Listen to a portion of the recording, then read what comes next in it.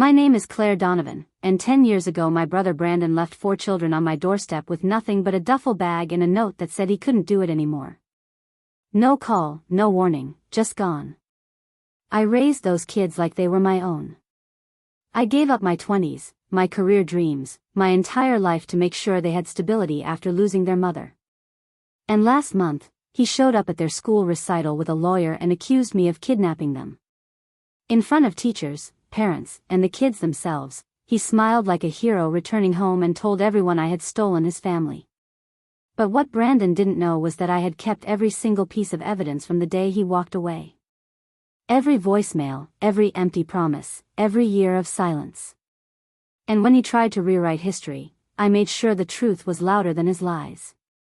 Before we jump back in, tell us where you're tuning in from, and if this story touches you, make sure you're subscribed because tomorrow, I've saved something extra special for you. It was late August when Brandon first appeared in my life as someone who needed help. Not as my older brother, not as someone I looked up to, but as a man unraveling in real time. His wife Allison had just died 3 weeks earlier. She'd gone into labor with their 4th baby and never came home. The doctors said it was a hemorrhage, something they couldn't stop, something nobody saw coming. Brandon stood at the funeral holding Ruby, this tiny fragile newborn who didn't even know her mother was gone, and I watched him crumble in a way that scared me. He wouldn't make eye contact. He barely spoke. His hands shook when he passed the baby to me during the service.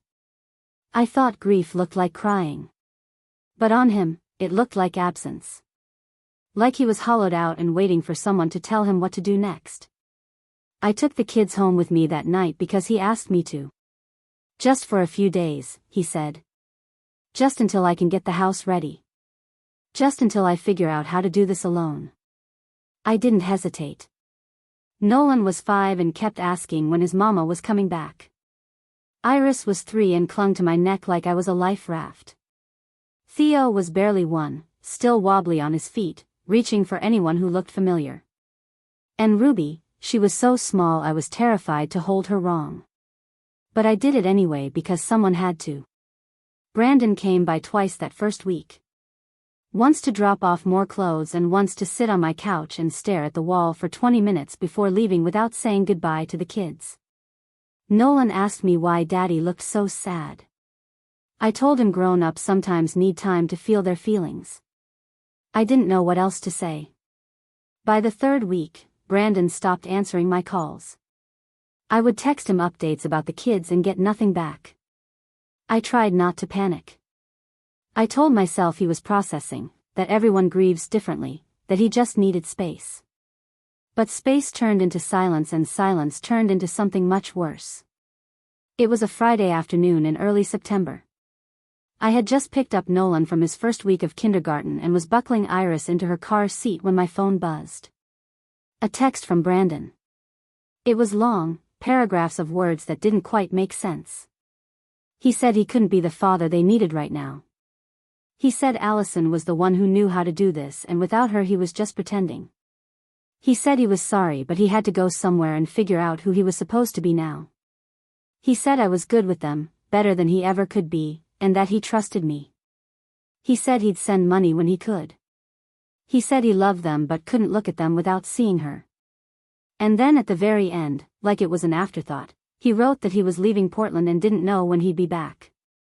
Maybe a few months. Maybe longer. He'd be in touch.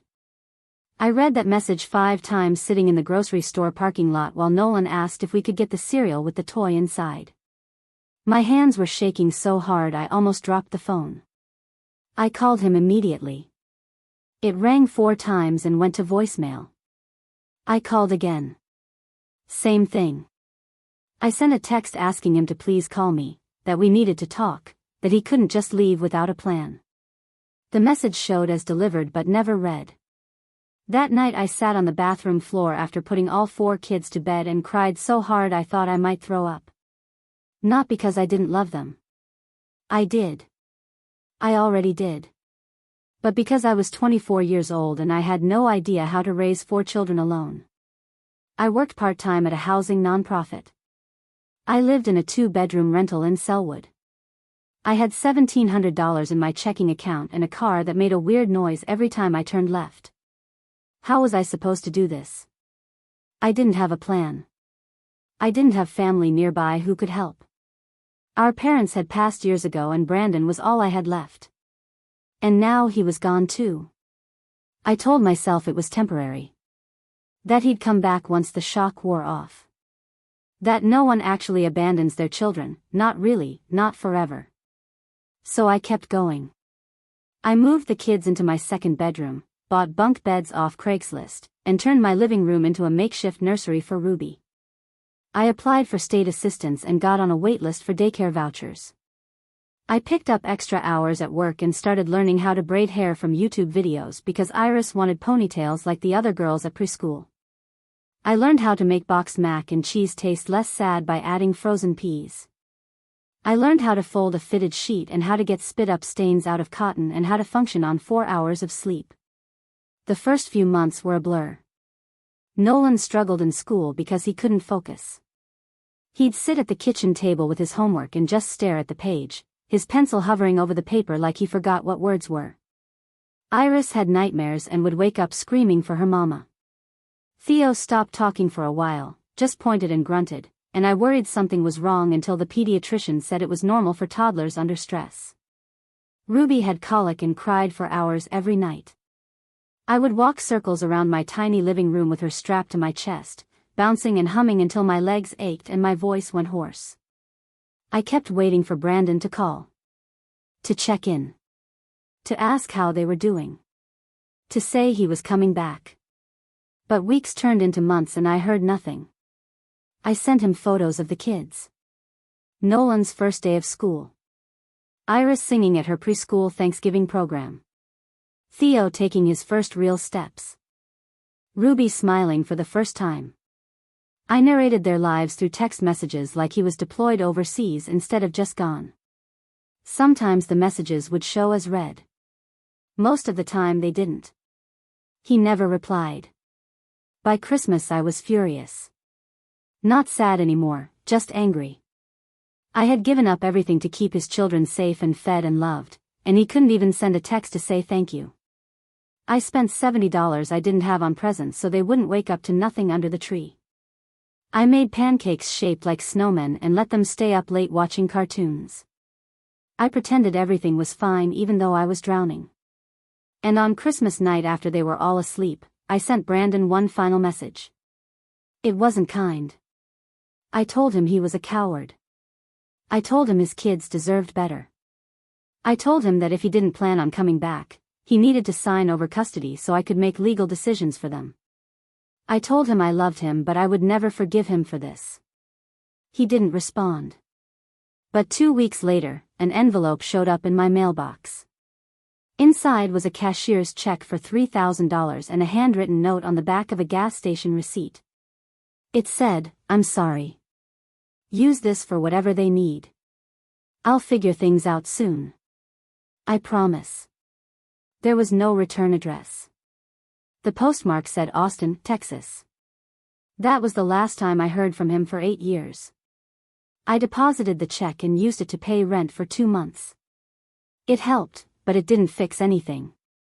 The state eventually approved my application to be their legal guardian, a process that took 6 months and more paperwork than I thought possible. I had to prove I was stable, that I had income, that I could provide a safe home. A social worker named Ms. Foster came to inspect my house. She was kind but thorough, checking smoke detectors and asking where the kids slept and flipping through my grocery receipts to make sure I was feeding them properly. She asked where their father was. I told her the truth. That he left and I didn't know where he was or if he was coming back. She made a note in her file and said the courts would reach out to him to confirm. They sent a letter to his last known address. It came back undeliverable. So I became their legal guardian. Not their mother, just their guardian.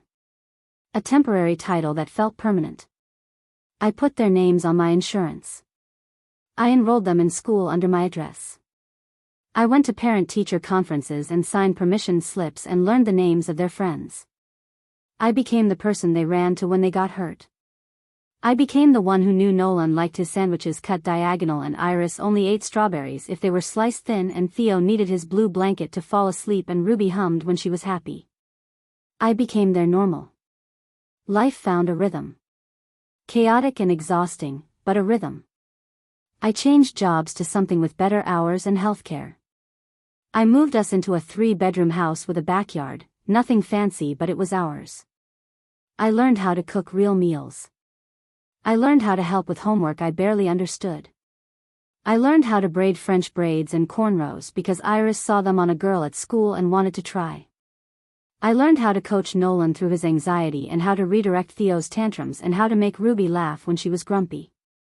I wasn't perfect. There were nights I locked myself in the bathroom and cried because I was so tired I couldn't think straight. There were mornings I fed them cereal for breakfast and leftovers for lunch because I didn't have time to make anything else. There were days I felt like I was failing them in 1,000 small ways. But they were happy. That's the part that mattered. They were safe and fed and loved. Nolan joined soccer and made friends. Preparing and narrating this story took us a lot of time, so if you are enjoying it, subscribe to our channel, it means a lot to us. Now back to the story. Iris took dance classes at the community center. Theo started talking again, full sentences, whole stories about his day. Ruby grew into this bright, curious little girl who asked a million questions and gave the best hugs.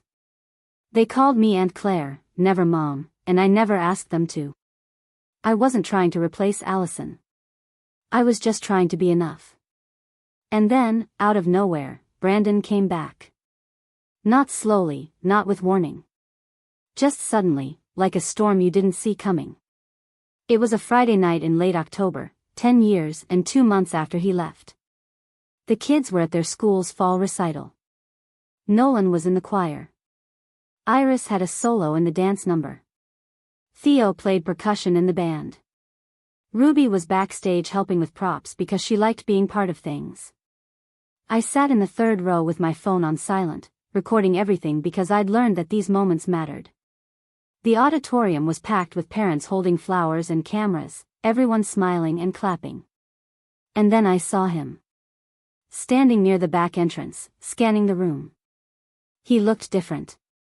Older, clean-cut, wearing a button-down shirt and khakis like he'd just come from a business meeting. His hair was shorter. He'd grown a beard. But it was him. My stomach dropped. For a second I thought maybe I was imagining it, that grief and exhaustion had finally caught up with me and I was hallucinating. But then he saw me.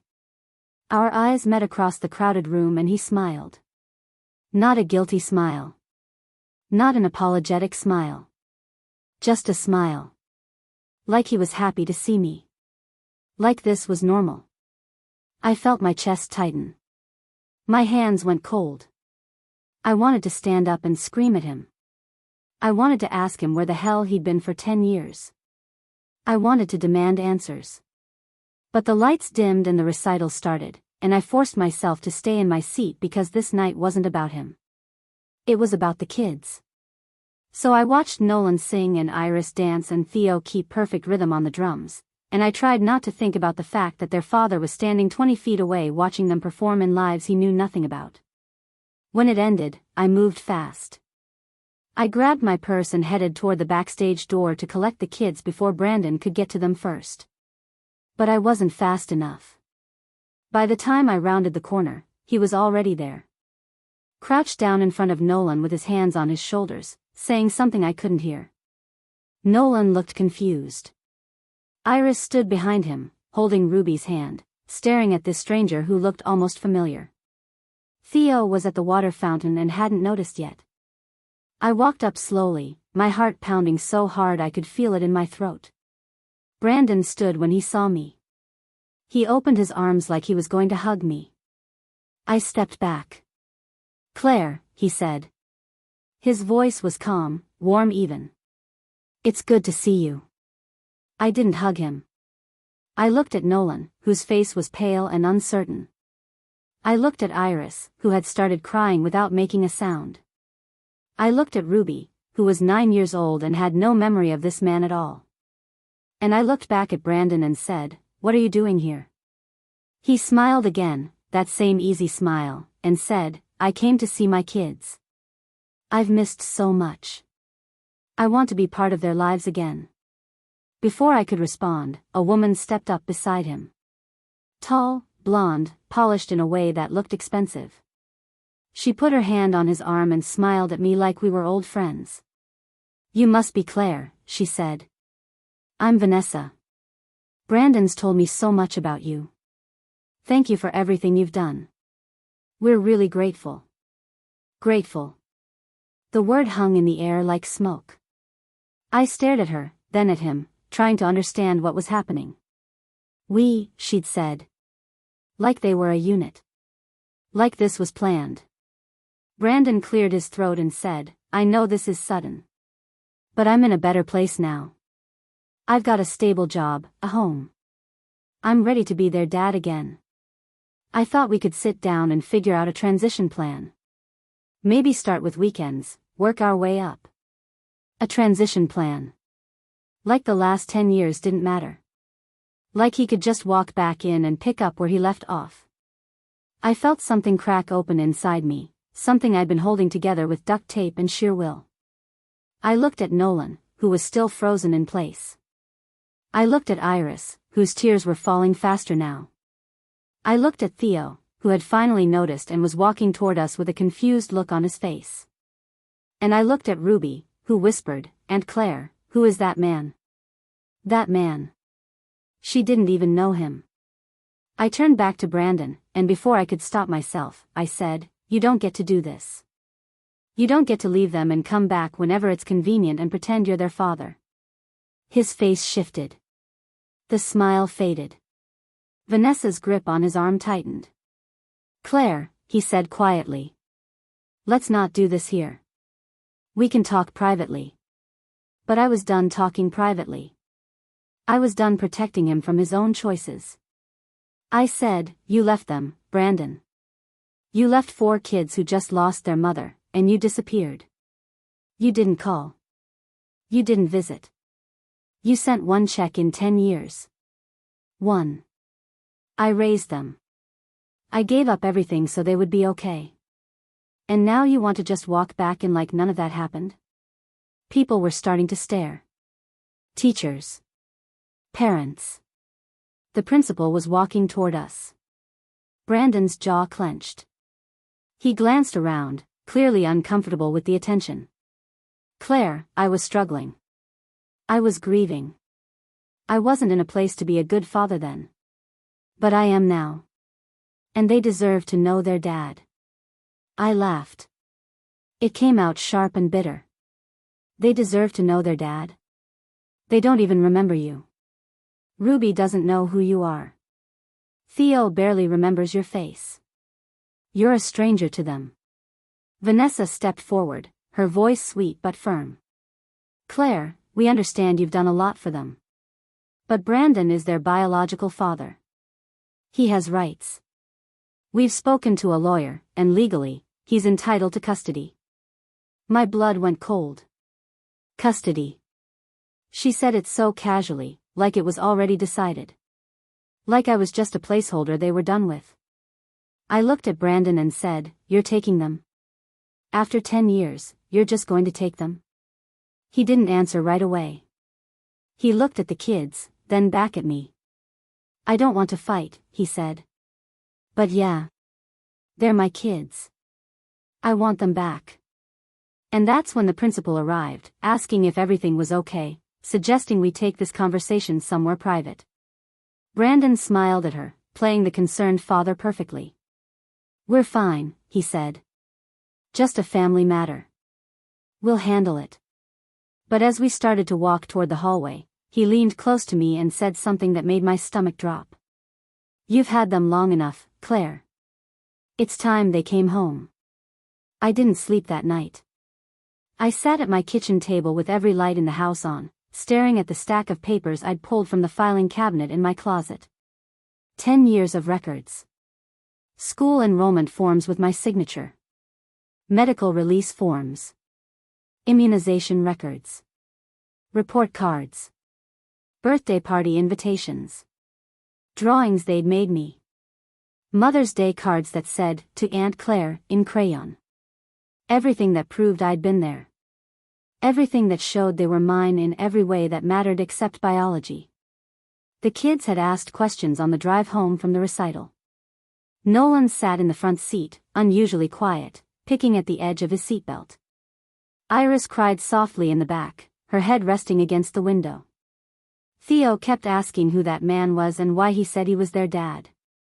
Ruby, bless her heart, just held my hand from the back seat and said she didn't like him, that he smelled weird and his smile didn't reach his eyes.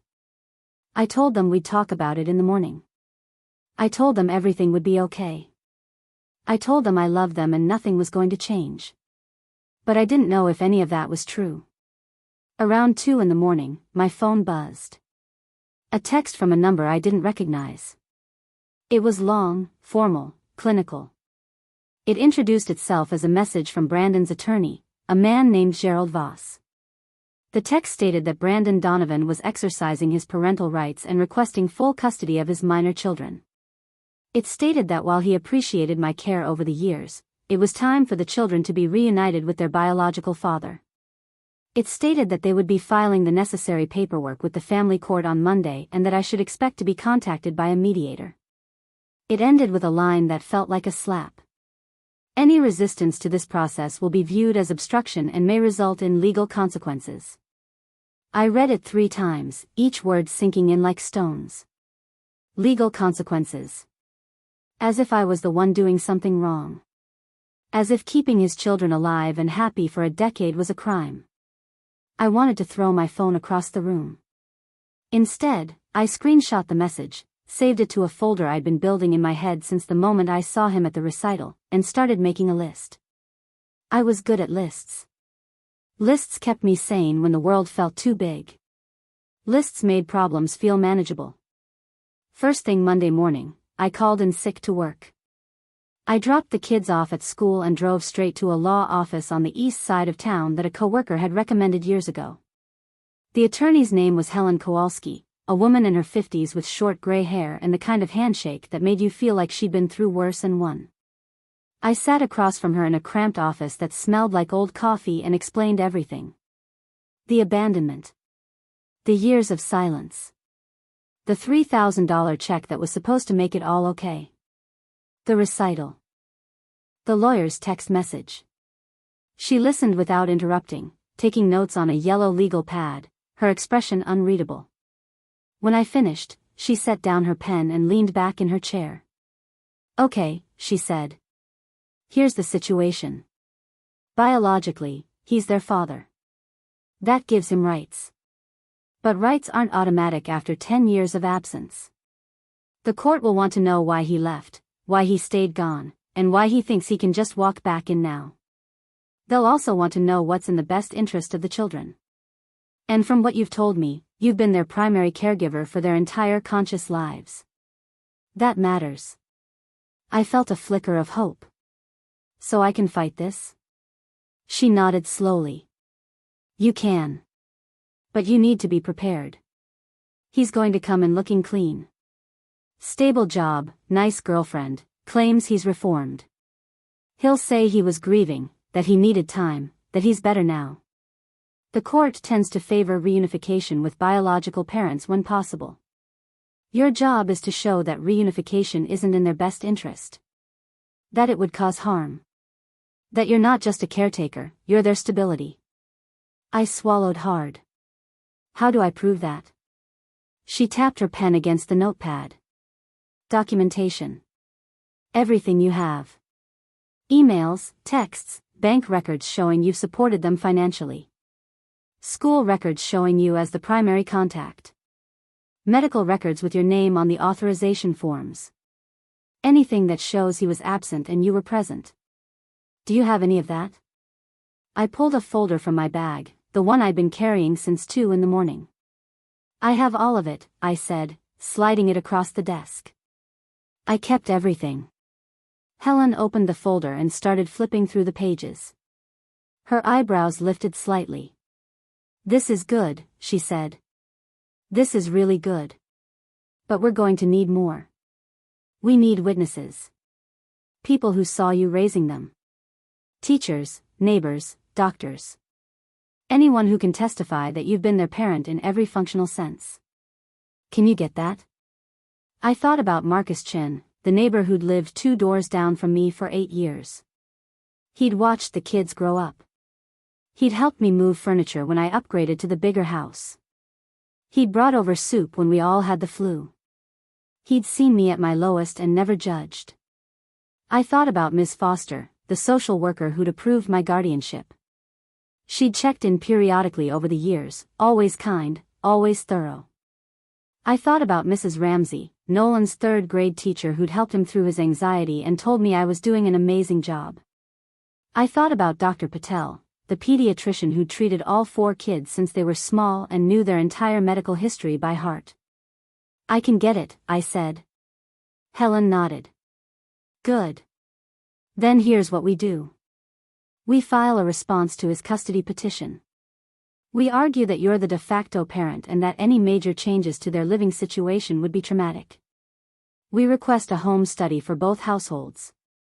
We request a psychological evaluation for the children to determine their wishes and well-being. And we make sure the court knows he's been gone for a decade and didn't even bother to send birthday cards. Her words felt like armor. For the first time since Friday night, I felt like maybe I wasn't fighting this alone. I hired her on the spot. She said she'd start drafting the response that afternoon and that I should go home and write down everything I could remember. Every detail. Every moment that proved I was their mother in all the ways that mattered. I drove home and did exactly that. I sat at the kitchen table with my laptop and typed for hours. I wrote about the first night Brandon left, about reading his text message in the grocery store parking lot while Nolan asked about cereal.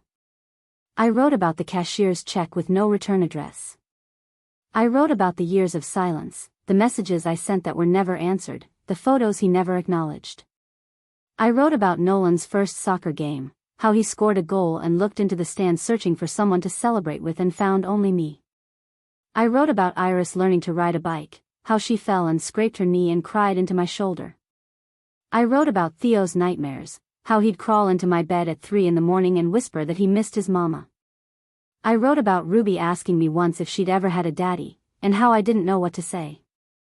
I wrote about the hard parts too. The times I yelled because I was exhausted.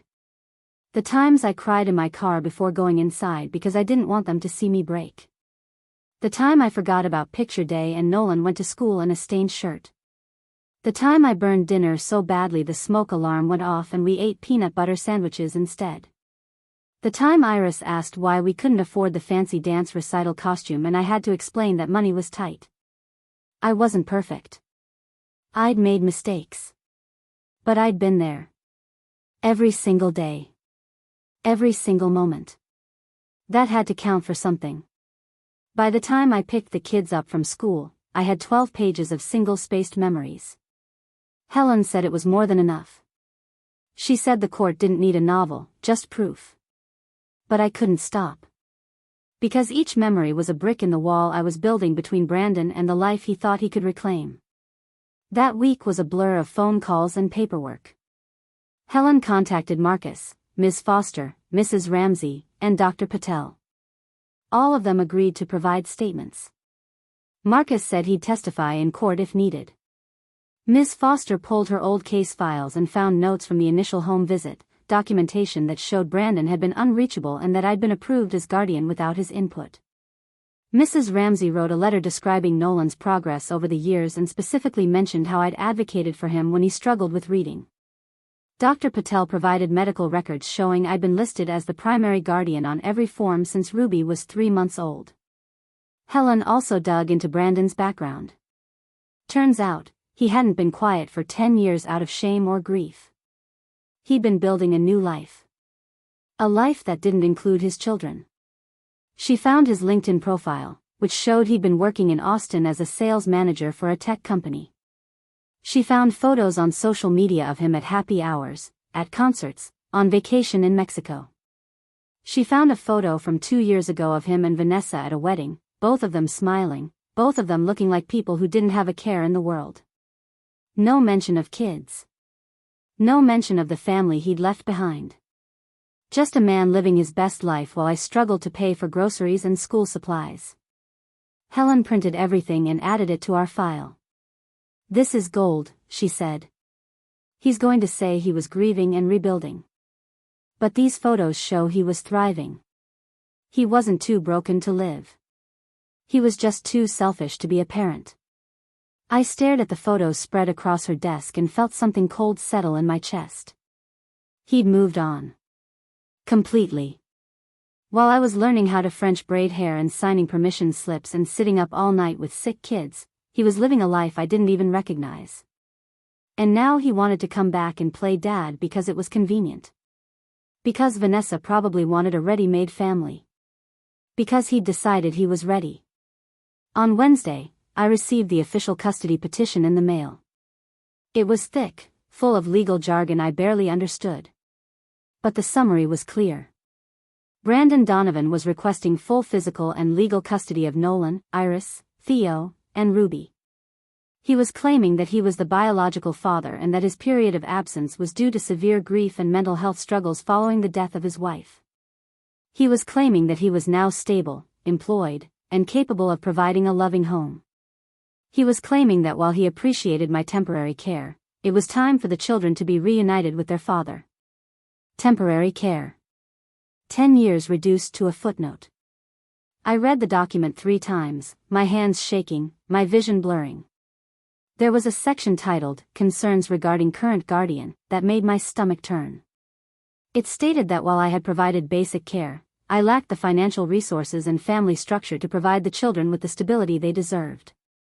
It stated that I was unmarried, worked full-time, and relied on state assistance for childcare. It stated that the children would benefit from a 2-parent household with greater financial security. It felt like being punched. Everything I'd sacrificed, every late night and early morning and missed opportunity, reduced to a list of inadequacies. I wasn't rich. I wasn't married. I didn't have a picture-perfect life. But I'd loved them. I'd shown up. I'd been enough. Helen told me not to take it personally. She said it was a standard legal strategy, that they'd try to make me look unstable to justify the custody transfer. She said we'd counter it with facts. With records. With testimony from people who mattered. But it didn't feel impersonal. It felt like an attack. That night, after the kids were in bed, I sat in the dark living room and let myself cry. Not the quiet kind of crying I usually did in the bathroom with the water running. The loud, ugly kind that came from somewhere deep and untouched. I cried for the girl I was at 24 who didn't know how to be a mother but tried anyway. I cried for the years I lost, the relationships I never started, the dreams I set aside. I cried for the kids who were about to have their lives turned upside down again.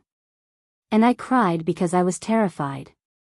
Terrified that the court would look at me and see exactly what Brandon's lawyer described. Someone temporary. Someone insufficient. Someone who wasn't really their parent. The preliminary hearing was scheduled for the following Thursday. Helen prepared me as best she could. She said it would be short, procedural, just a chance for both sides to present their initial arguments. She said the judge would likely order a home study and set a date for a full hearing.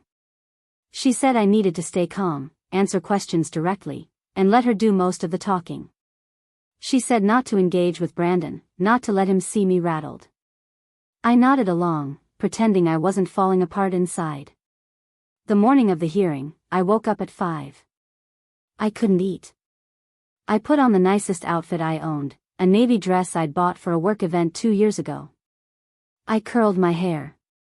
I put on makeup.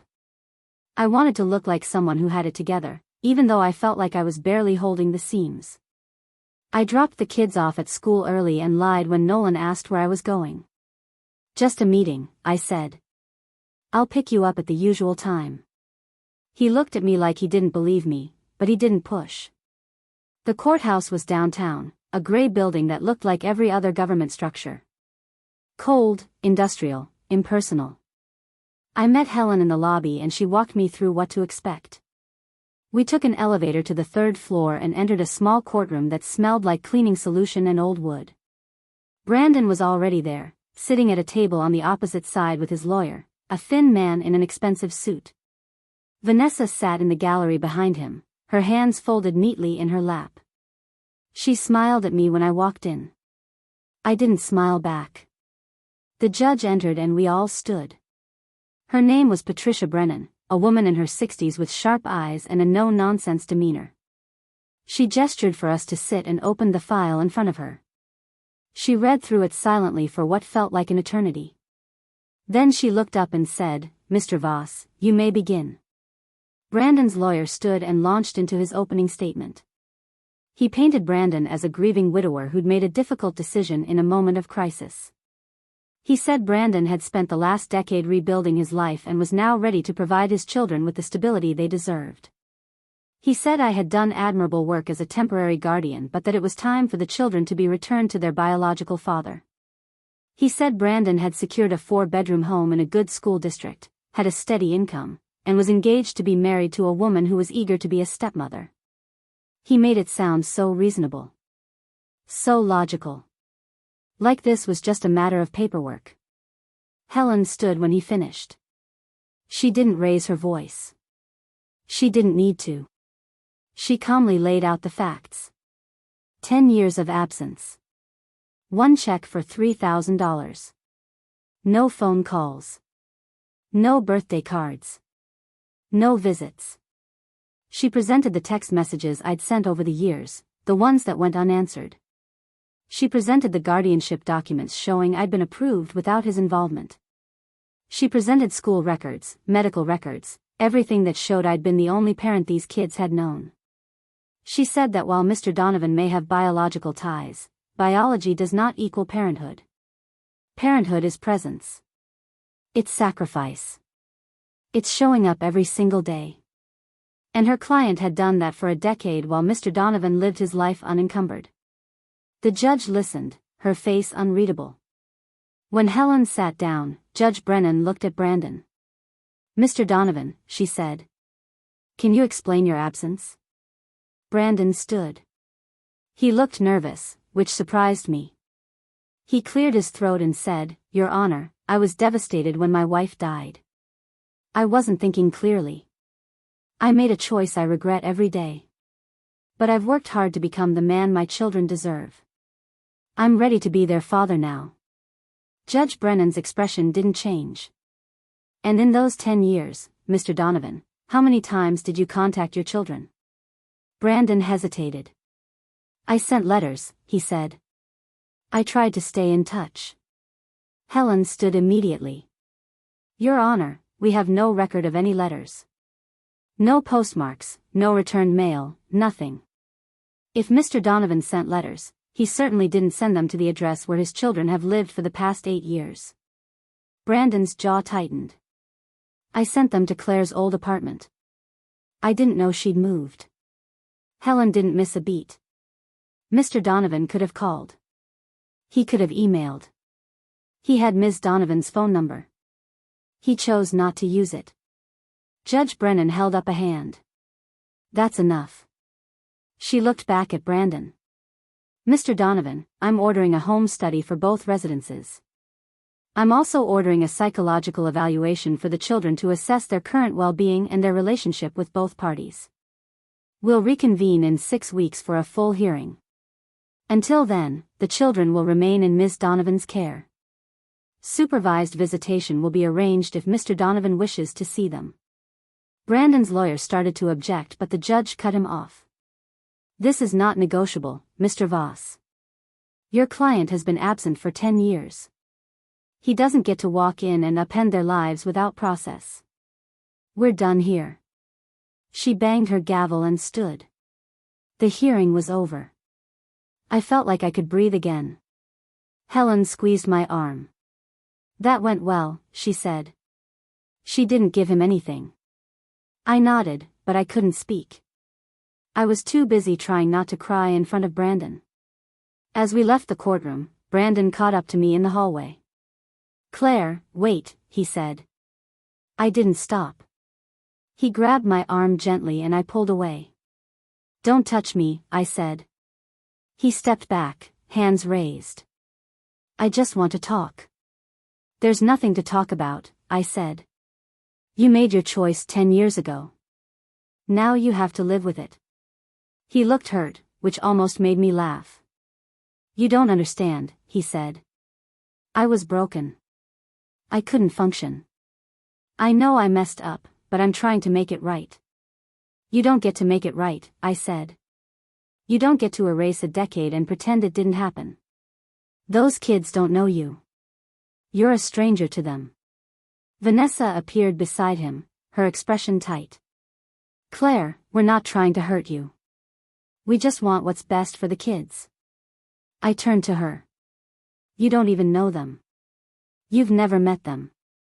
You don't get to decide what's best for them." She opened her mouth to respond, but I didn't wait. I walked away, my heels clicking against the tile floor, my heart pounding so hard I thought it might crack a rib. Helen caught up to me at the elevator. "You okay?" she asked. "No," I said. "But I will be." The home study coordinator arrived on a Tuesday afternoon without much warning. Her name was Patricia Lynn, a woman in her 40s with kind eyes and a clipboard that seemed to hold my entire future. She'd called the day before to schedule the visit, giving me less than 24 hours to prepare. I spent Monday night scrubbing baseboards and organizing closets like my life depended on it, because in a way, it did. The kids helped without really understanding why. Nolan vacuumed the living room twice. Iris organized her bookshelf by color. Theo cleaned his room for the first time in weeks without being asked. Ruby kept asking if we were in trouble, and I kept saying no, we just want everything to look nice. Patricia arrived at 3:30, right as the kids were getting home from school. I'd taken the afternoon off work, something my boss wasn't thrilled about but understood when I explained the situation. She introduced herself warmly, shaking hands with each of the kids and asking their names. They were polite but cautious, the way kids get around strangers with official-looking badges. She spent the first 30 minutes just walking through the house, taking notes. She checked the smoke detectors, looked inside the refrigerator, examined the sleeping arrangements. She asked questions about routines. What time did they go to bed? What did they eat for breakfast? Who helped with homework? I answered everything honestly, trying not to sound defensive or rehearsed. Then she asked to speak with each child individually. She started with Nolan, taking him into the kitchen while the rest of us waited in the living room. I couldn't hear what they were saying, but I watched through the doorway as he nodded and gestured, his face serious. He was 15 now, old enough to have opinions that would matter to the court. When he came back out 20 minutes later, his eyes were red. He didn't look at me, just went straight to his room. Iris went next, then Theo, then Ruby. Each conversation lasted about 15 minutes. Each kid came out looking drained. When Patricia finished, she sat down with me alone in the dining room. She asked about my work schedule, my support system, my finances. She asked how I'd managed to care for 4 children on a nonprofit salary. I told her the truth. It wasn't easy.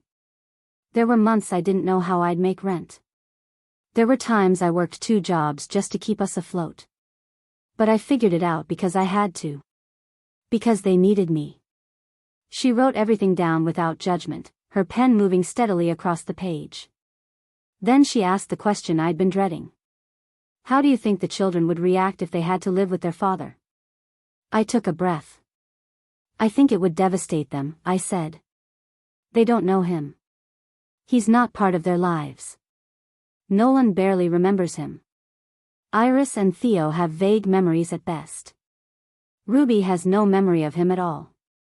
To them, he's a stranger. Moving them into his home would be traumatic. She nodded slowly.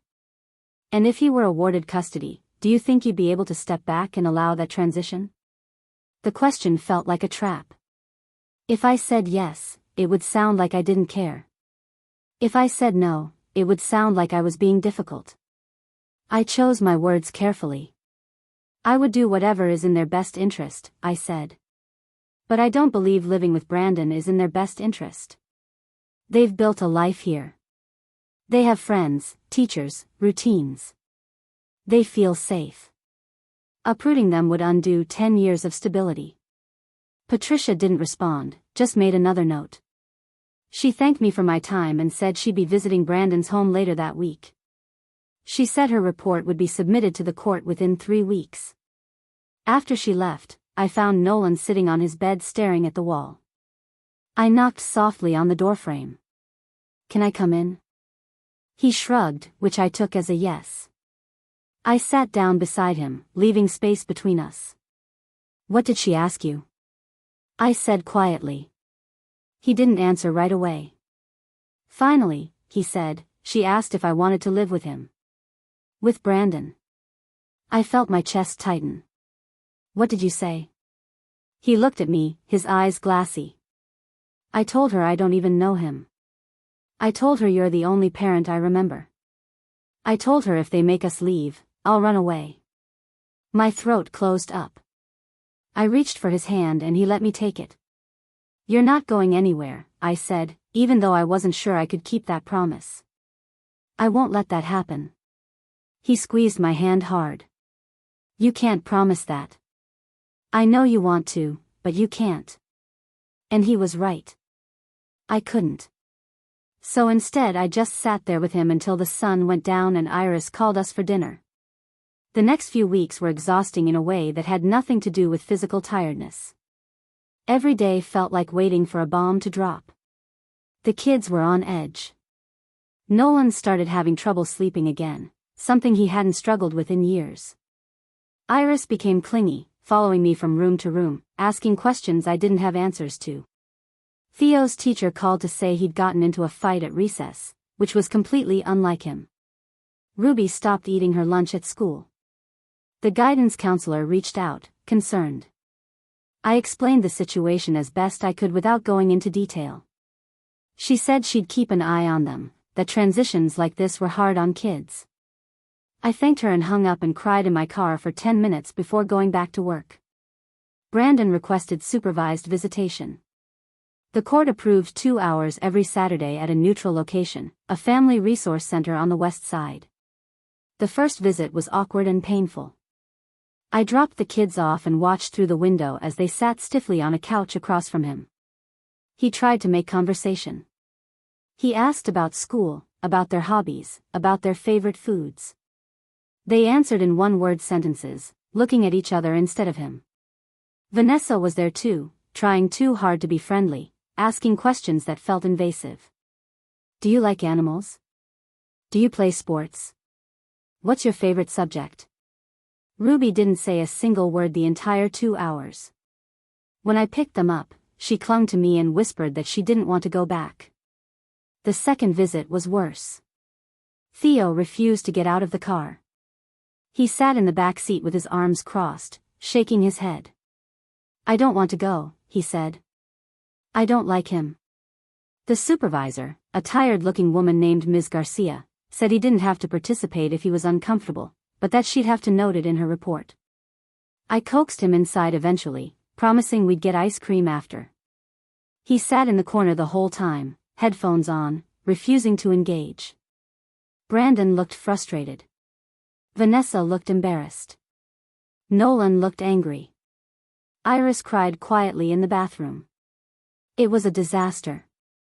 Helen told me the visits were actually helping our case. She said the reports would show that the children had no bond with Brandon, that they were distressed by his presence, that forcing a relationship would cause harm. But watching my kids suffer through those visits felt like torture.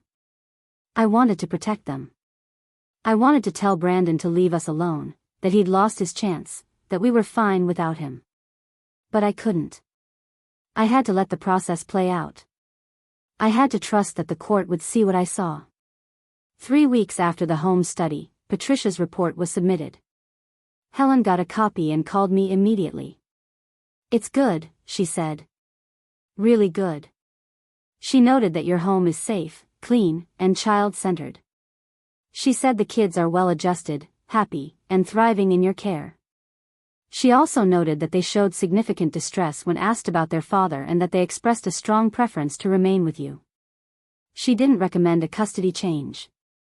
I felt a wave of relief so strong I had to sit down. What about Brandon's home? I asked. She said it's adequate, Helen replied. Nice house, good neighborhood. But she noted that the children have no relationship with him and that Vanessa, while well-intentioned, is essentially a stranger. Her recommendation is for you to retain custody with Brandon receiving limited visitation until a bond can be established. I wanted to celebrate, but Helen warned me not to get too comfortable. She said Brandon's lawyer would challenge the report, that they'd argue Patricia was biased, that they'd push for a second evaluation. She was right. 2 days later, we received a motion from Gerald Voss requesting that the court disregard Patricia's findings and appoint a different evaluator.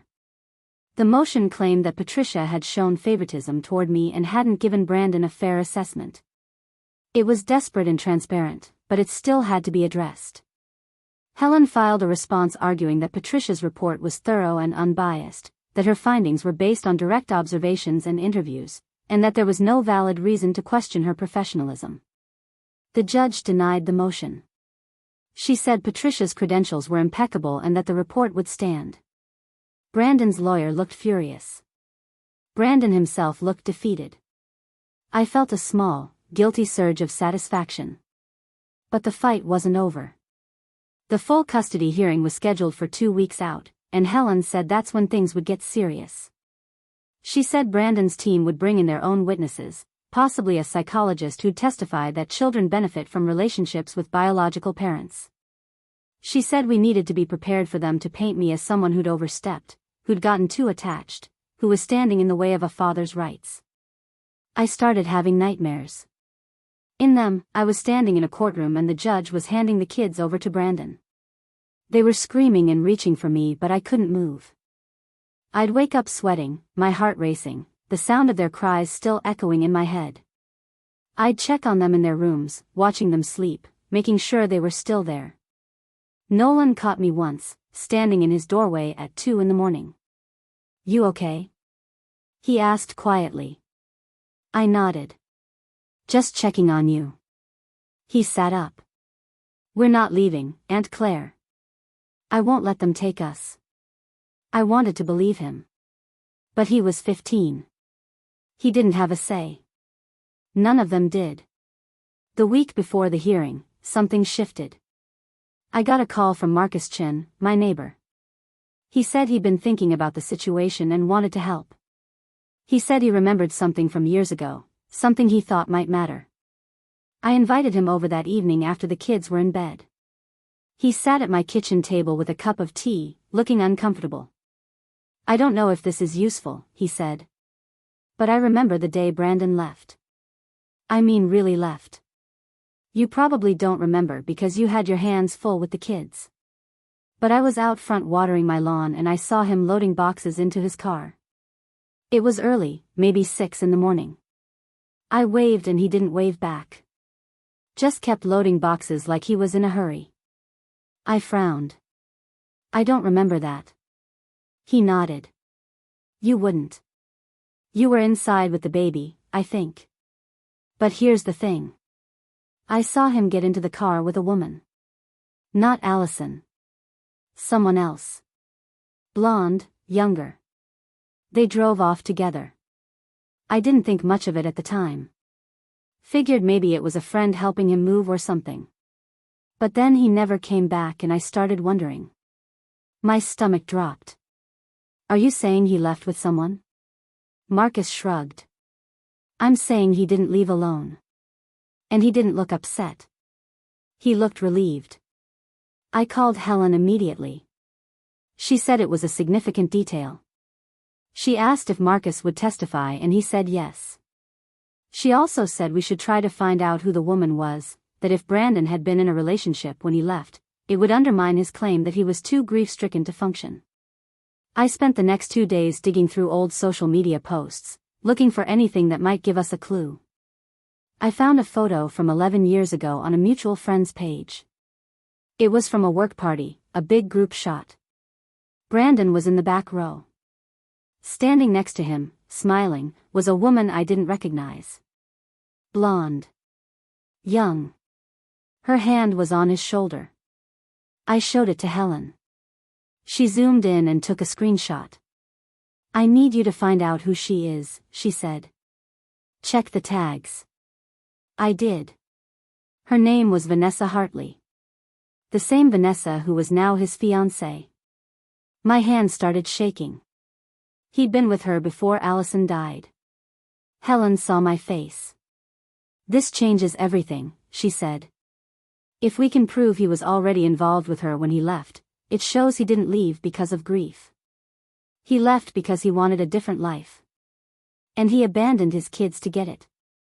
I felt sick. The betrayal was deeper than I'd thought. It wasn't just that he'd left. It was that he'd planned to leave. That he'd had someone waiting. That Allison had been raising their kids alone while he was building an exit strategy. I thought about her, about how exhausted she'd looked those last few months of her pregnancy. About how she'd told me once that Brandon seemed distant, distracted. I'd assumed it was stress. But maybe it was guilt. Helen tracked down the friend who'd posted the photo. Her name was Kelly, someone who used to work with Brandon. Helen called her and explained the situation. Kelly was hesitant at first but eventually agreed to talk. She confirmed that Brandon and Vanessa had been seeing each other before Allison's death. She said it was an open secret at the office, that everyone knew but no one said anything because Brandon was going through a hard time with the pregnancy. She said Vanessa had been pushing him to leave Allison, that she didn't want to be the other woman. She said Brandon had been planning to file for divorce after the baby was born. But then Allison died and everything got complicated. Helen asked if Kelly would testify. She said she didn't want to get involved, that it felt messy and personal. But Helen pressed, explaining that 4 children's futures were at stake. Kelly finally agreed, reluctantly. She said she'd provide a written statement. It wasn't as strong as live testimony but it was something. Helen added it to our file, which was now thicker than a phone book. She said we were building a narrative, one that showed Brandon wasn't a grieving widower who'd made a mistake. He was a man who'd abandoned his responsibilities to start over with someone new. And now that his new life was stable, he wanted the kids back as accessories. The night before the hearing, I couldn't sleep at all. I lay in bed staring at the ceiling, running through everything in my head. The arguments Helen would make. The questions they'd ask. The possibility that it wouldn't be enough. I thought about packing a bag, taking the kids, and driving somewhere far away where Brandon couldn't find us. I thought about how easy it would be to disappear. But I didn't. Because running would only prove I was the kind of person who couldn't be trusted. So instead, I got up at 5, made coffee, and started getting ready for the fight of my life. The courtroom felt smaller this time, like the walls had moved in overnight. I arrived early with Helen, both of us carrying boxes of evidence that we'd spent weeks organizing. My hands were steady as I set everything down on our table, but inside I felt like I was vibrating at a frequency only I could hear. The gallery was fuller than last time. Marcus sat in the second row, his hands folded in his lap, looking uncomfortable in a suit. Ms. Foster, the social worker who'd approved my guardianship a decade ago, sat beside him. She'd taken time off work to be here, and when she caught my eye, she gave me a small nod that steadied me more than she'd ever know. Brandon walked in with Gerald Voss at exactly 9 o'clock. Vanessa followed close behind, wearing a cream-colored dress that probably cost more than my monthly rent. She looked polished, prepared, like someone who'd spent hours getting ready for a performance. Brandon wore a dark suit and a tie that didn't quite match. He looked tired. Good. I hoped he hadn't slept either. They took their seats across from us and Brandon glanced my way once. I didn't look back. I kept my eyes forward, focused on the bench where Judge Brennan would sit. When she entered, we all stood. She settled into her chair with the same unreadable expression she'd worn at the preliminary hearing, opened the file in front of her, and surveyed the room. This is a full custody hearing regarding the minor children Nolan, Iris, Theo, and Ruby Donovan, she began. Mr. Voss, you may call your first witness." Gerald stood and called Brandon to the stand. Brandon walked up slowly, was sworn in, and sat down with his hands clasped in front of him. Gerald started with softballs. He asked about Brandon's current employment, his home, his relationship with Vanessa. Brandon answered smoothly, describing his job in tech sales, the 4-bedroom house they'd purchased in a neighborhood with good schools, the stable life they'd built together. He made it sound idyllic. Then Gerald asked about the day he left. Brandon's expression shifted, his voice dropping. "It was the hardest day of my life," he said. "I'd just lost my wife. I was drowning. I couldn't look at my kids without seeing her. I thought I was doing the right thing by stepping back, by letting someone more capable take over. I thought Claire would take care of them for a few months while I got my head straight. But then time passed and I was too ashamed to come back. I convinced myself they were better off without me." He paused, looking down. "It was the biggest mistake I've ever made. I should have fought through it. I should have been there. But I'm here now, and I want to make it right. I want to be the father they deserve." It was a good performance. Practiced, emotional, just vulnerable enough to seem genuine. Gerald let the moment hang in the air before sitting down. Helen stood immediately. She didn't waste time. "Mr. Donovan," she said, "you testified that you thought Ms. Donovan would care for the children for a few months. Is that correct?" Brandon nodded. "Yes." Helen walked to our table and picked up a piece of paper. "This is a text message you sent to Ms. Donovan approximately 3 weeks after you left. Can you read the highlighted portion for the court?" Brandon took the paper, his jaw tightening. "I said I'd be in touch. That I needed time." Helen's voice was sharp. "You also said, and I quote, 'I don't know when I'll be back. Maybe a few months, maybe longer.' That doesn't sound like someone planning to return quickly, does it?" Brandon shifted. "I was confused. I wasn't thinking clearly." Helen pulled another document. "And this is a bank statement from 4 months after you left. It shows a deposit of your paycheck into an account in Austin, Texas. You'd already relocated and started working. You weren't getting your head straight, Mr. Donovan. You were building a new life." Gerald objected. "Your Honor, my client's state of mind during a period of grief is not on trial here." Judge Brennan looked at Helen. "Counselor, get to the point." Helen nodded.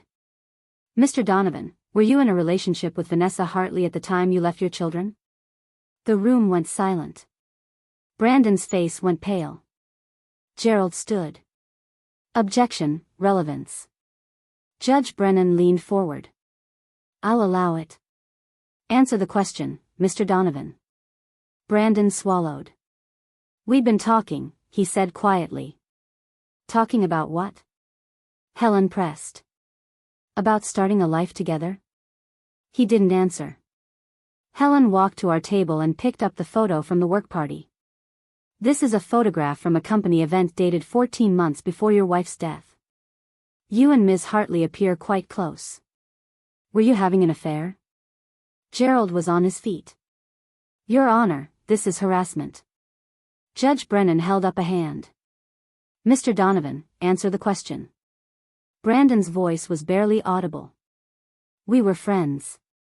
Helen didn't let up. "Friends who left town together 3 weeks after your wife died. Friends who moved in together in Austin while your 4 children wondered where their father went." Brandon's composure cracked. "I made mistakes, okay? I was grieving and confused and I made bad choices. But that doesn't mean I don't love my kids. It doesn't mean I don't deserve a chance to be their father." Helen crossed her arms. "You had a chance, Mr. Donovan. You had 10 years. You chose not to take it." She sat down. Gerald tried to recover on redirect, asking Brandon about his therapy, his personal growth, his commitment to being present now. But the damage was done. When Brandon stepped down, he wouldn't look at anyone. Helen called me next. I walked to the stand on legs that felt like they might give out, was sworn in, and sat down. Helen asked me to describe the night Brandon left.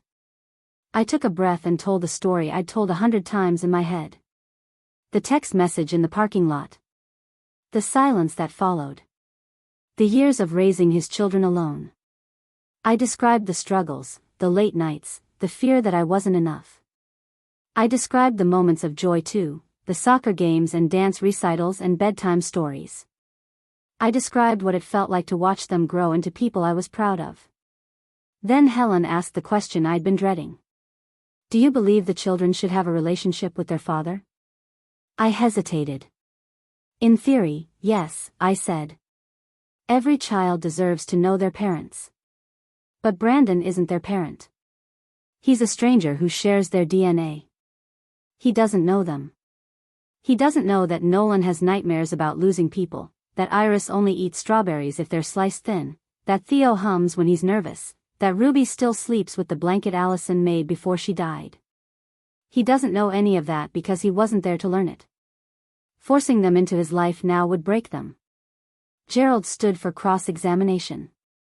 He asked about my finances, trying to paint me as unstable. He asked about the times I'd relied on state assistance, the months I'd worked 2 jobs, the cramped apartment we'd lived in for years.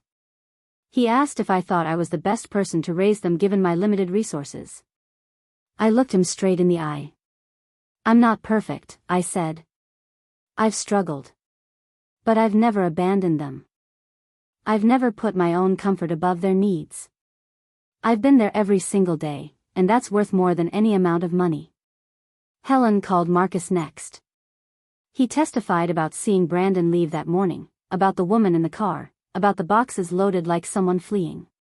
He testified that he'd watched me raise those kids for years, that he'd seen me at my lowest and never once saw me give up. He said I was the best parent he'd ever seen, blood or not. Gerald tried to discredit him, suggesting his memory was faulty, but Marcus didn't budge. I know what I saw, he said firmly. Ms. Foster took the stand after him. She brought her old case files, the notes she'd taken during the initial home visit. She testified that Brandon had been unreachable when she tried to contact him, that I'd been approved as guardian by default because there was no other option. She testified that she'd checked in periodically over the years and that every visit showed a stable, loving home. She said the children were thriving, that I'd gone above and beyond what was required. Gerald asked if she thought biological parents should have priority. She said only if they'd earned it. Then Helen called Kelly. She'd changed her mind about the written statement and agreed to testify in person. She was nervous, stumbling over her words at first, but she told the truth. She confirmed that Brandon and Vanessa had been involved before Allison's death, that it was common knowledge at the office, that Brandon had talked about leaving. Gerald attacked her credibility, suggesting she was embellishing, but she held firm. I was there, she said. I saw it. He wasn't planning to stay. The final witness was Dr. Amelia Ross, a child psychologist Helen had brought in to review the case. She testified that based on the documentation and interviews, the children had formed a primary attachment to me, that I was their psychological parent regardless of legal titles. She said disrupting that bond would cause significant emotional harm, particularly given that they had no established relationship with Brandon. She recommended that custody remain with me, with Brandon receiving supervised visitation to slowly build trust. Gerald argued that children were resilient, that they could adapt. Dr. Ross shut him down. Resilience doesn't mean we should force unnecessary trauma on them, she said. These children have already lost their mother. Losing their primary caregiver would be a second loss, one we can prevent. When the testimony ended, Judge Brennan called for closing arguments. Gerald went first. He argued that biology mattered, that Brandon had rights, that he'd demonstrated remorse and readiness. He painted me as someone who'd overstepped, who'd gotten too attached, who was now standing in the way of a father reuniting with his children. He said the court should give Brandon a chance, that supervised visitation wasn't enough, that the children needed to be in his home where they belonged. Helen stood and didn't waste a word. She said this case wasn't about biology or rights. It was about what was best for 4 children who'd already been through enough. She said Brandon had a decade to be a father and chose not to. She said he'd left because it was convenient, not because he was grieving. She said he'd built a life that didn't include his children and only came back when it suited him. She said I'd sacrificed everything to give those kids stability, love, and safety. She said the court's job wasn't to reward Brandon for showing up late. It was to protect the children from further harm. Judge Brennan listened to everything without interruption. When Helen sat down, the judge closed the file in front of her. "I've reviewed all the evidence," she said. "I've read the home study, the psychological evaluation, and the testimony presented here today. This is not an easy case. Mr. Donovan is the biological father and under normal circumstances, the court favors reunification with biological parents. But these are not normal circumstances." She looked directly at Brandon. "Mr. Donovan, you made a choice 10 years ago to leave your children. You didn't leave because you were incapable. You left because you wanted a different life. The evidence shows you were in a relationship at the time, that you relocated, that you built a career and a home without your children in it. You had opportunities to return and you didn't take them." Brandon's face was red, his hands gripping the edge of the table. Judge Brennan continued. "Ms. Donovan, on the other hand, stepped in when no one else would. She raised your children. She provided for them emotionally, financially, and physically. She became their parent in every meaningful way. The home study confirms that the children are happy, healthy, and thriving in her care. The psychological evaluation confirms that removing them would cause harm." She paused. "Based on all of this, I am awarding full legal and physical custody to Claire Donovan." The words hit me like a wave. I felt Helen grab my hand but I couldn't move. Judge Brennan wasn't finished. "Mr. Donovan, you will be granted supervised visitation twice a month. If, after 1 year, the children express a desire for increased contact and you can demonstrate consistent presence, we can revisit the arrangement. But for now, they stay with Ms. Donovan." She banged her gavel. "Court is adjourned." Brandon stood abruptly, his chair scraping against the floor. "This is insane," he said, his voice rising. "They're my kids. You can't just take them." Judge Brennan's expression hardened. "Mr. Donovan, I suggest you sit down. Your attorney can file an appeal if you wish, but this ruling stands." Brandon looked at Gerald, who shook his head slightly. There was nothing to appeal. The evidence was too strong. Vanessa put a hand on Brandon's arm but he shook her off. He turned to me, his face twisted. "You did this," he said. "You turned them against me. You poisoned them." I stood, my voice calm. "I didn't have to, Brandon. You did that yourself." He looked like he wanted to say more but Gerald pulled him toward the door. Vanessa followed, glancing back once with an expression I couldn't read. Pity, maybe. Or regret. The courtroom emptied slowly. Marcus clapped me on the shoulder. "You did it," he said. Ms. Foster hugged me. "I knew you would." Helen packed up our boxes, smiling. "This was the right outcome," she said. "Those kids are exactly where they belong." I sat down in the empty courtroom for a moment, letting it all sink in. 10 years of fighting, of sacrificing, of wondering if I was enough. And now it was over. They were mine. Not temporarily. Not by default. Mine. I pulled out my phone and texted the kids, who were at school with no idea what had just happened. "We won. You're staying with me. I'll explain everything tonight. I love you." Nolan responded first. "I knew you'd win."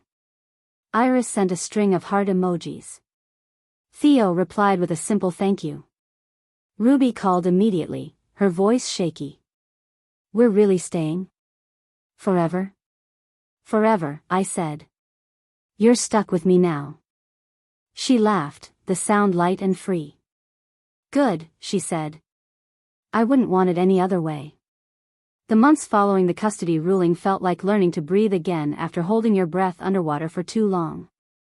There was relief, yes, but also an exhaustion I hadn't allowed myself to feel during the fight. I took a week off work, something I rarely did, and spent it doing absolutely nothing productive. We ordered takeout most nights. We watched movies on the couch with all 4 kids piled around me. We slept in on weekends. We existed without the weight of uncertainty pressing down on us. Nolan seemed lighter almost immediately. The tension he'd been carrying in his shoulders for months melted away. He started smiling more, laughing at stupid jokes Theo made, staying up late talking to me about college plans even though he was only a sophomore. He'd been accepted into an honors program at his school and wanted to study engineering. I told him I was proud of him, that he could do anything he set his mind to. He looked at me with this expression I couldn't quite name and said, "I know. You taught me that." Iris threw herself back into dance with a renewed energy. She'd pulled back during the custody battle, missing classes, losing interest. But now she was at the studio 4 nights a week, practicing routines until her feet ached. She came home one evening and announced she'd been chosen for a solo in the spring recital. "I'm going to dedicate it to you," she said. "Because you never gave up on us." I told her she didn't have to do that, but she insisted. "You're the reason we're still here," she said. "I want everyone to know." Theo struggled more than the others. He was 11, old enough to understand what had almost happened but not quite old enough to process it fully. He started seeing a therapist, a gentle woman named Dr. Lapham who specialized in kids who'd been through trauma.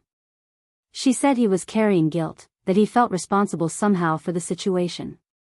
It took weeks of sessions before he finally opened up to me about it. We were sitting in the backyard one Saturday afternoon, him kicking a soccer ball against the fence, me pulling weeds from the garden. "Do you think it's my fault he left?" he asked suddenly. I stopped mid-pull and looked at him. "What?" He wouldn't look at me, just kept kicking the ball. "Brandon. Do you think he left because of me? Maybe I cried too much when I was little.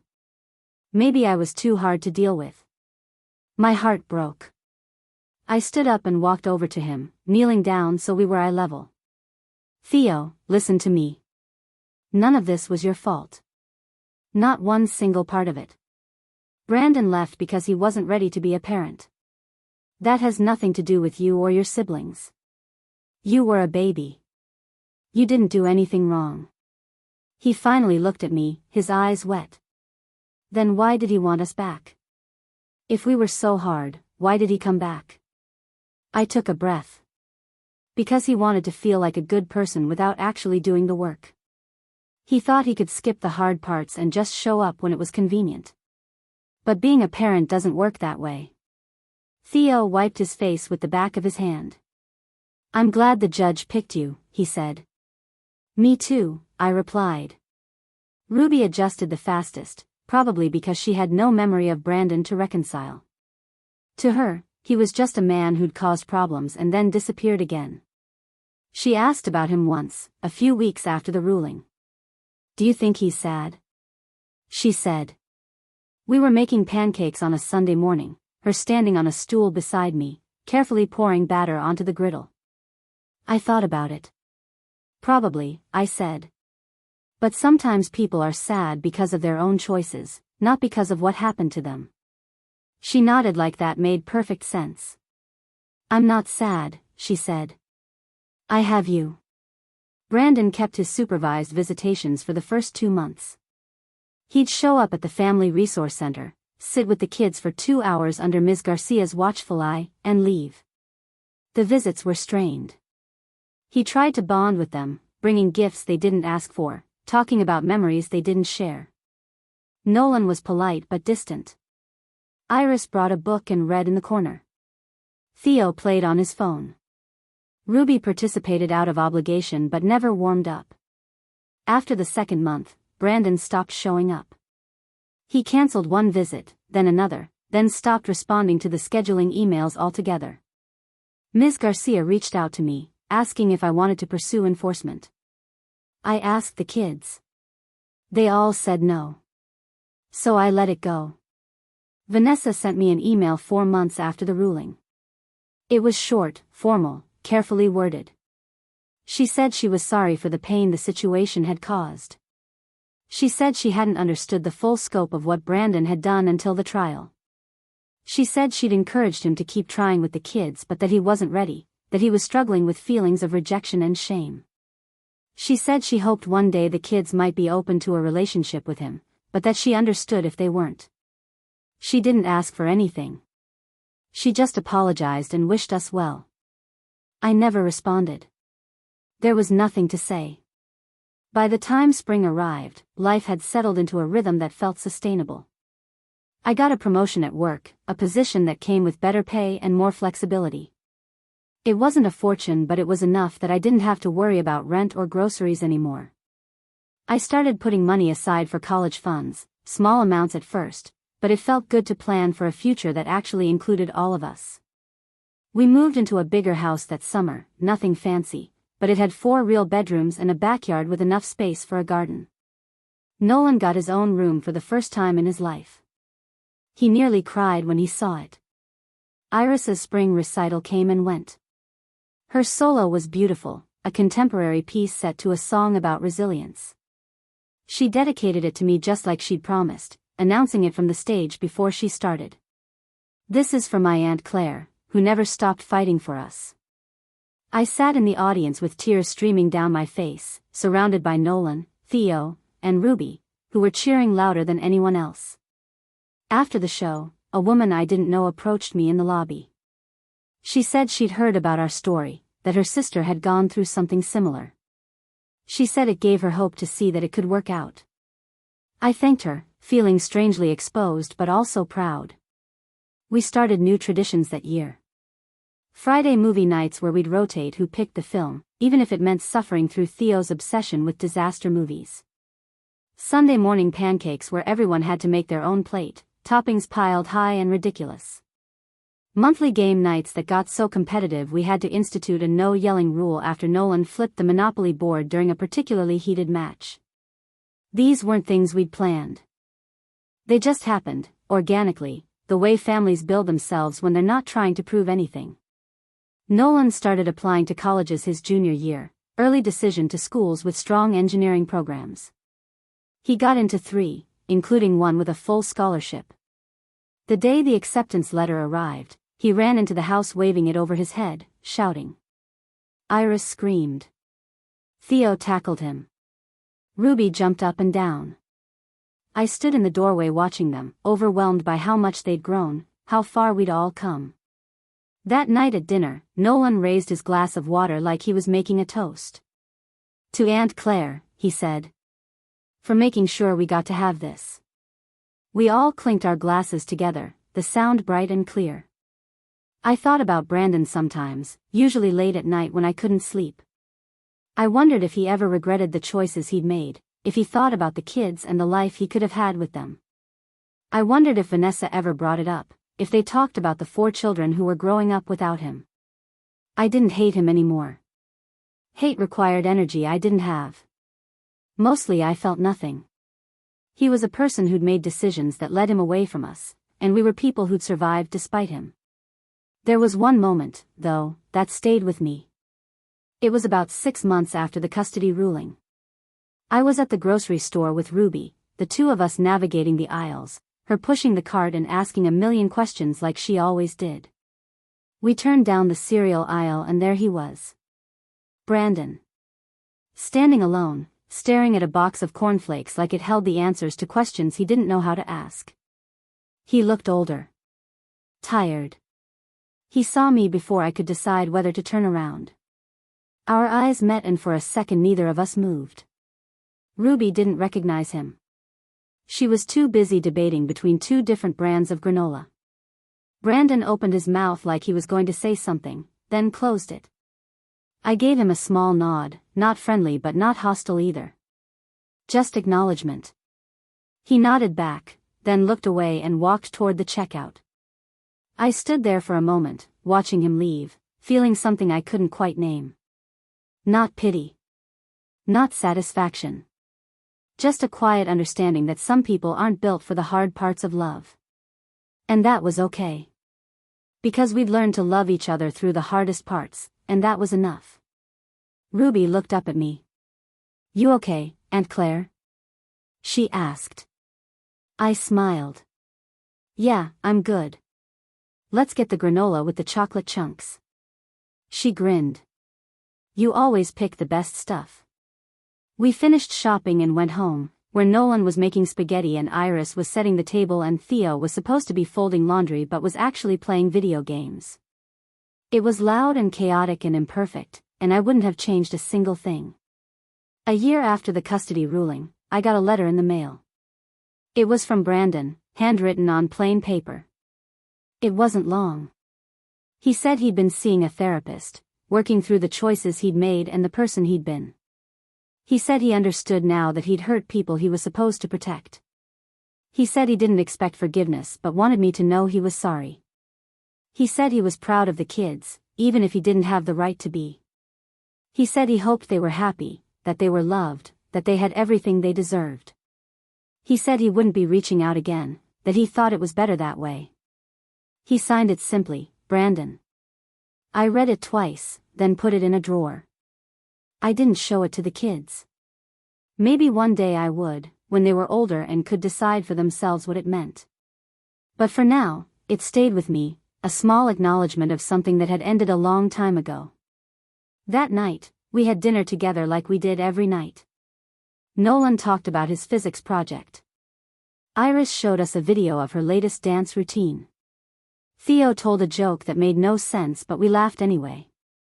Ruby asked if we could get a dog, something she'd been campaigning for relentlessly. I said maybe, which made her shriek with excitement.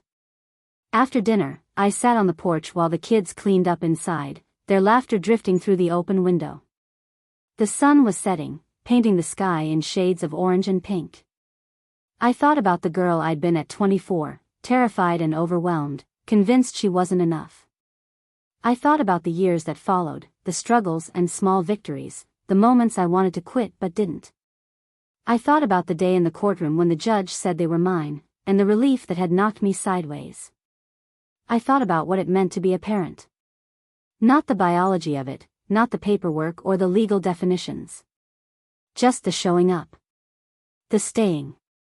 The loving someone enough to put their needs above your own, day after day, year after year, until one day you realize it's not a sacrifice anymore. It's just who you are. Ruby came out and sat beside me, leaning her head against my shoulder. "What are you thinking about?" she asked. I wrapped my arm around her. "Just how lucky I am," I said. She smiled. "Me too." We sat there together as the sky darkened and the stars began to appear, one by one, small lights in the vastness. Inside, Nolan was teaching Theo how to play guitar, the chords clumsy but earnest. Iris was on the phone with a friend, her voice bright and animated. The house was full of noise and life and love, the kind you build slowly, carefully, out of broken pieces and second chances. The kind that doesn't come from bloodlines or legal documents. The kind that comes from choosing each other, over and over again, until the choice becomes so natural you forget there was ever another option. Brandon had given them life, but I'd given them a childhood. He'd given them a name, but I'd given them a home. And in the end, that was what mattered. Not the battles we'd fought or the pain we'd endured, but the fact that we'd come through it together. That we were still here, still standing, still whole. I pulled Ruby a little closer and she sighed contentedly. "Are we having pancakes tomorrow?" she asked. "Always," I said. She grinned and went back inside, leaving me alone with the night and the quiet and the deep, unshakable knowledge that we were going to be okay. More than okay. We were going to be happy. Years from now, when they're grown and living their own lives, they'll tell their own versions of this story. They'll remember the hard parts and the good parts and the moments in between. They'll remember the man who left and the woman who stayed. And maybe they'll understand, in a way I'm only beginning to, that family isn't something you're born into. It's something you build. Something you fight for. Something you choose, every single day, until the choosing becomes love and the love becomes home. And that's exactly what we did. We built a home. Not perfect, not easy, but ours. And that was more than enough. It was everything. Up next, you've got 2 more standout stories right on your screen. If this one hit the mark, you won't want to pass these up. Just click and check them out.